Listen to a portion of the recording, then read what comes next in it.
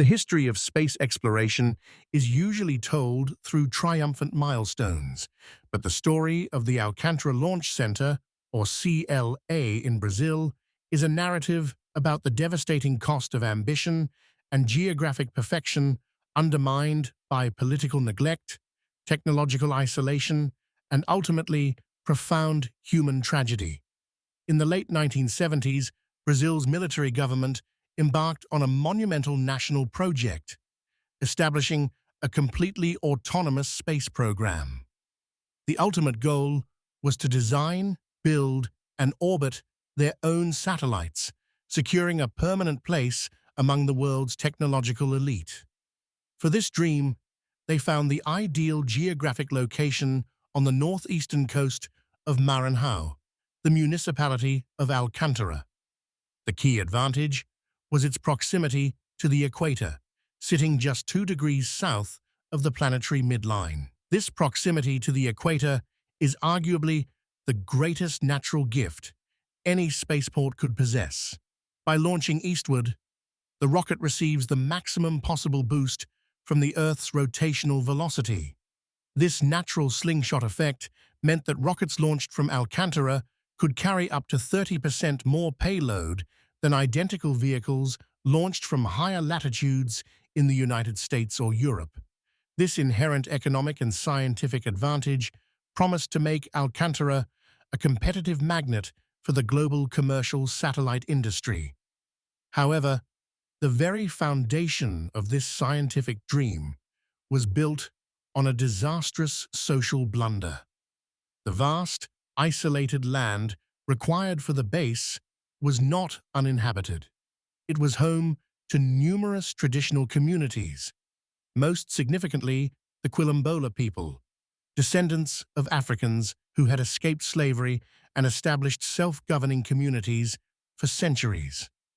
When the land was aggressively expropriated by the state, hundreds of families were forcibly removed from their ancestral territories with minimal, often inadequate, compensation.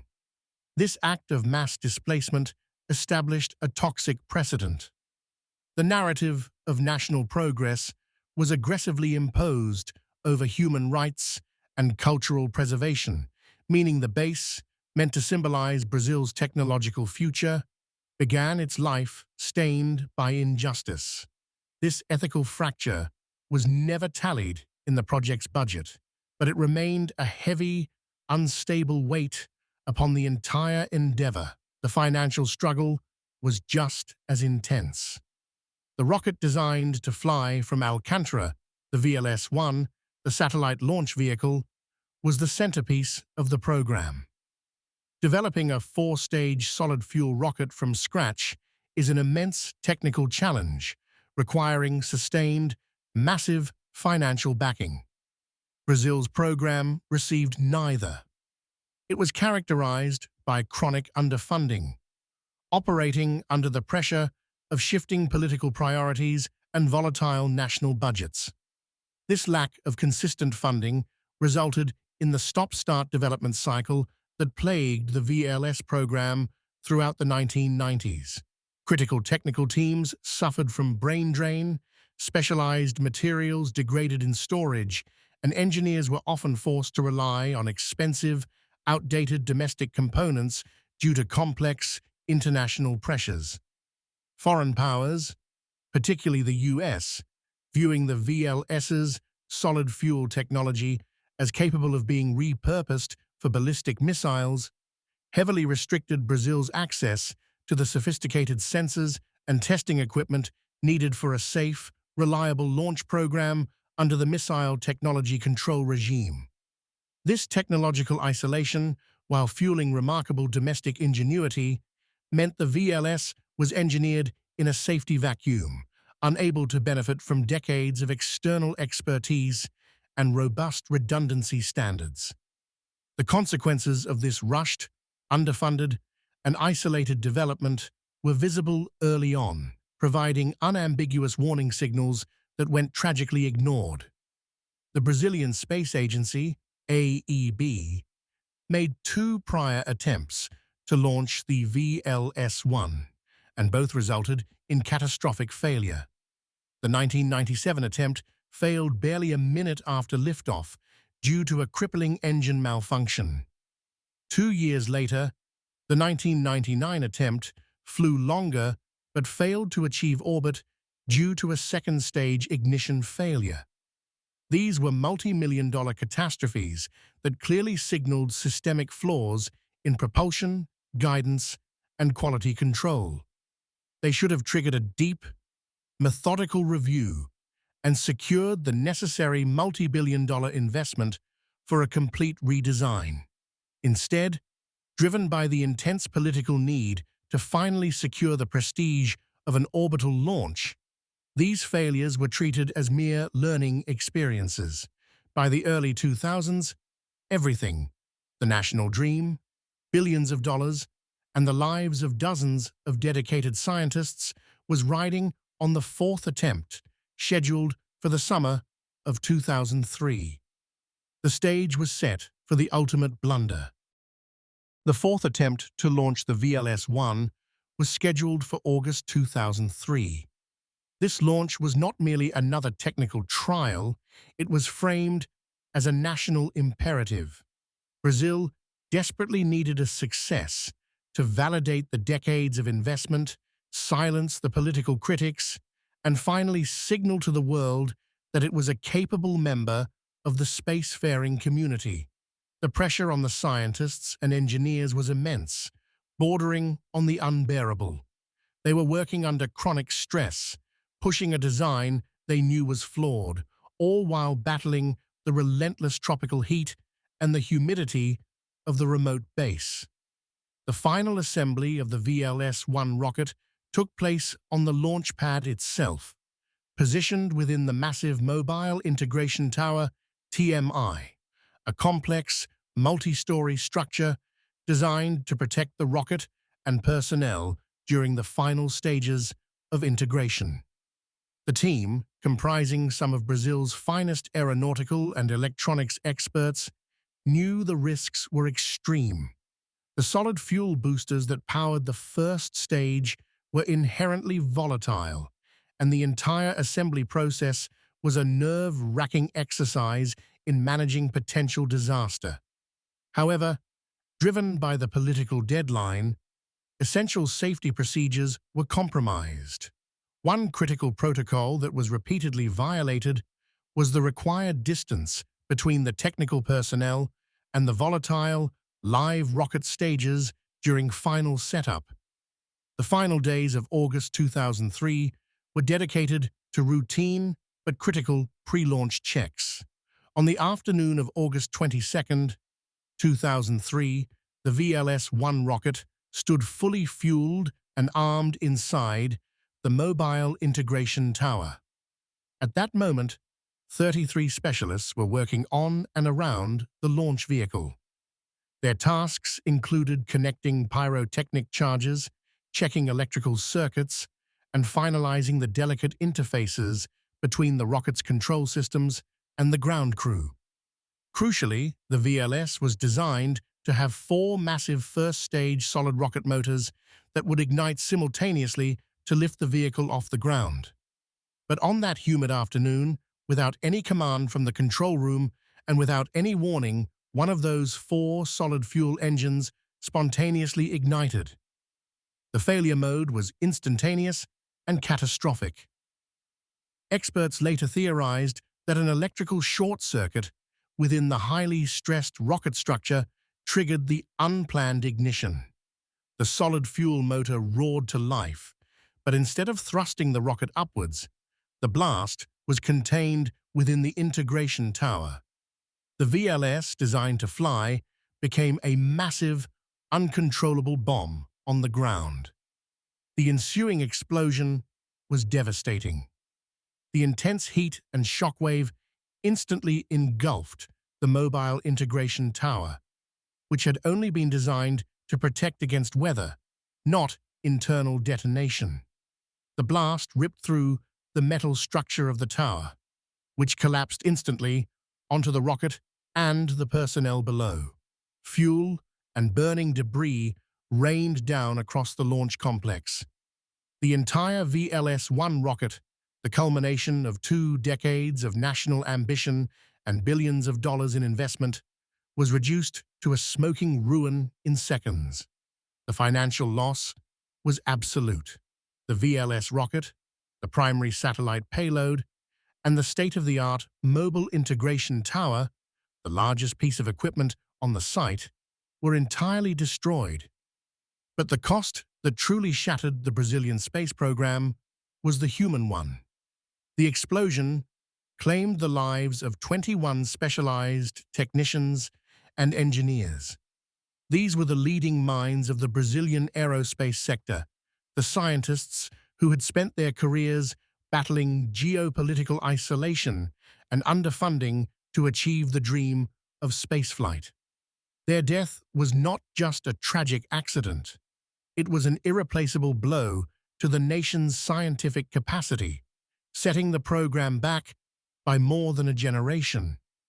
The Alcantara disaster was not simply a technical failure, it was the inevitable conclusion of a political and financial blunder that stretched back decades.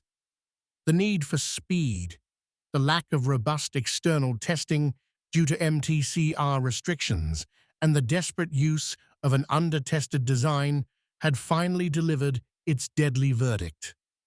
The disaster extinguished the VLS program entirely, transforming the perfect equatorial launchpad into a graveyard and plunging the Brazilian space dream into a profound, decades-long silence. The smoke had barely cleared over the ruined launchpad when the gravity of the disaster settled upon Brazil.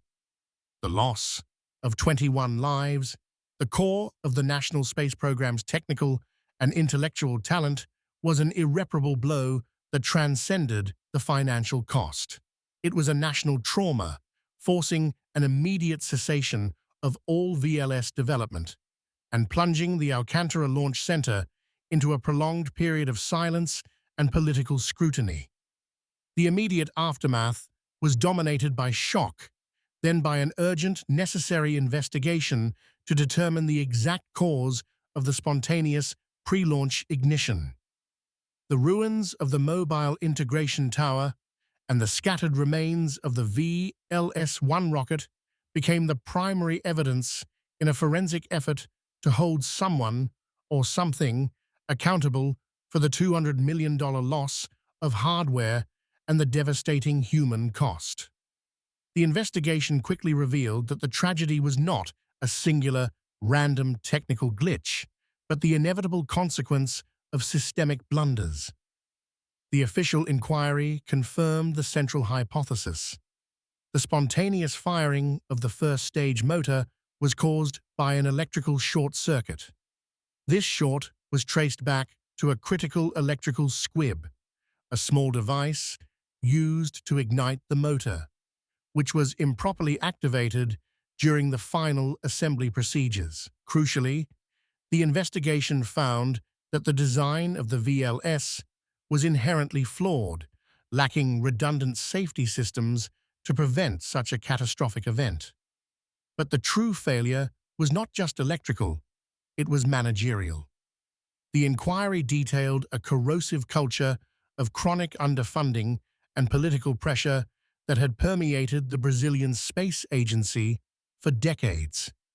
Due to the constant budgetary restrictions imposed by the government, engineers were forced to compromise safety for savings, cutting corners on testing, using components past their recommended lifespan, and critically failing to implement the dual redundancy systems common in established space agencies.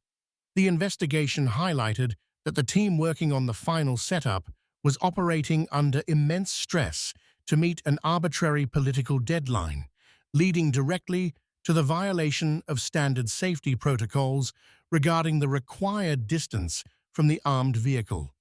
The 21 individuals who perished were not victims of fate. They were the final victims of a decades-long political blunder that prioritized national prestige over the safety and proper financing of its scientific apparatus. The financial tally of this systemic failure was enormous. The destruction of the VLS program wiped out years of investment, and the physical damage required hundreds of millions of dollars to repair and rebuild the launch infrastructure. Moreover, the disaster cemented a profound international lack of confidence in Brazil's aerospace capabilities, effectively closing the door on the profitable commercial launch market that Alcântara's equatorial location was supposed to attract.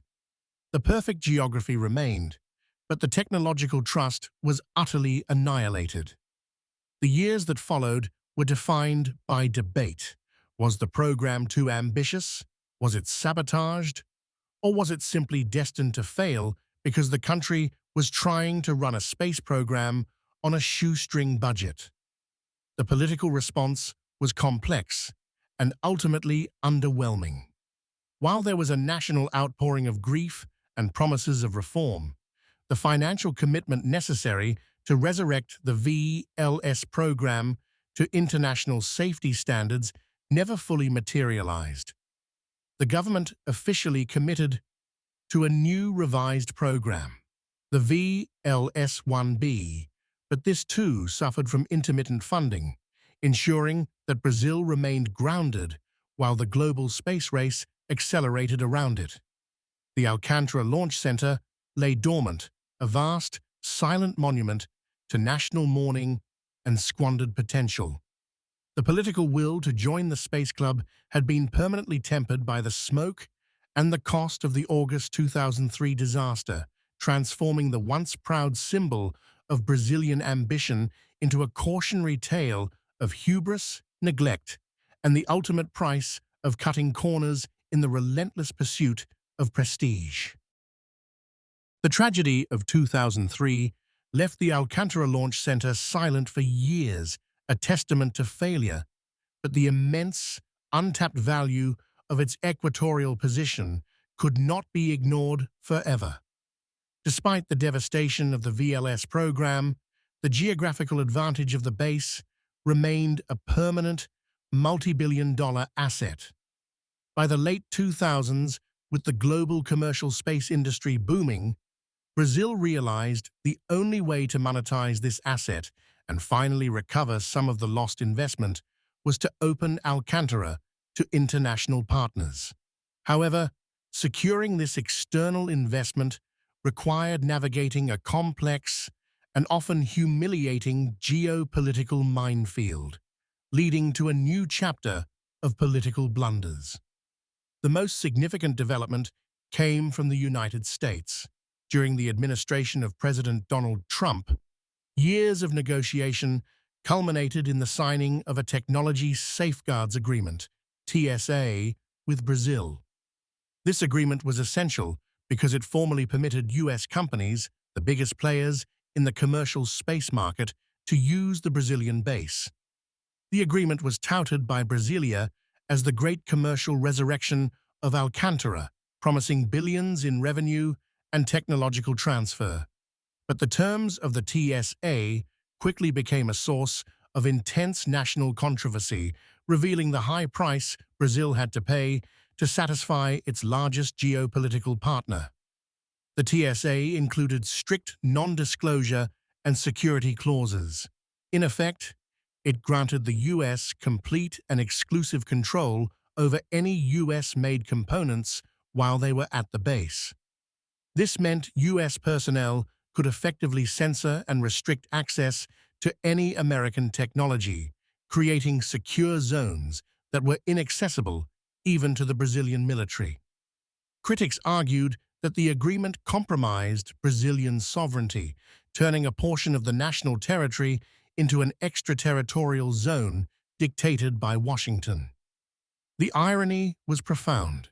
After decades of struggling for technological independence, Brazil was forced to sign an agreement that institutionalized technological submission to its foreign partners simply to attract the business needed to make the base profitable. However, Brazil smartly sought to balance this U.S. dominance by diversifying its international commitments. A critical move was establishing a strategic space partnership with South Korea.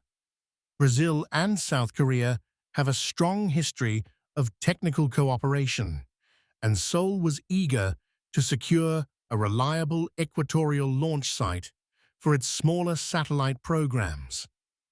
The first successful launch from Alcantara in the modern era did not come from a Brazilian VLS nor a massive US contractor, but from a South Korean suborbital rocket in 2023, demonstrating that the base was finally safely returning to operational status. This deliberate partnership was a geopolitical checkmate. Using South Korean technology allowed Brazil to prove Alcantara's viability to the international market without being totally reliant on the politically fraught US agreement. The successful South Korean launch was the real signal that the base was open for business. Today, the Alcantara Launch Center stands as a monument to both national resilience and geopolitical compromise. It is no longer just a ghost of the 2003 catastrophe, but a functioning spaceport receiving international clients.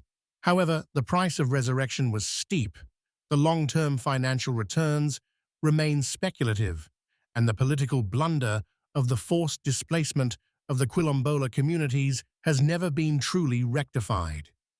The base now operates under the shadow of the TSA, symbolizing the profound trade-off required of nations seeking technological independence in a world where aerospace capabilities are often controlled by political allegiance. The dream of space is alive again at Alcantara, but it is a dream that is perpetually mortgaged to foreign powers, proving that some blunders, the blunders of sovereignty and social injustice, leave scars that even billions of dollars and successful rocket launches cannot erase. The cost of Alcantara's ambition has simply shifted from the physical loss of a rocket to the intangible, ongoing cost of control. Don't miss the next blunder. Drop a comment below with the next disaster we should investigate, and hit subscribe so you don't miss a single catastrophic failure. Until then, thank you for exploring with us.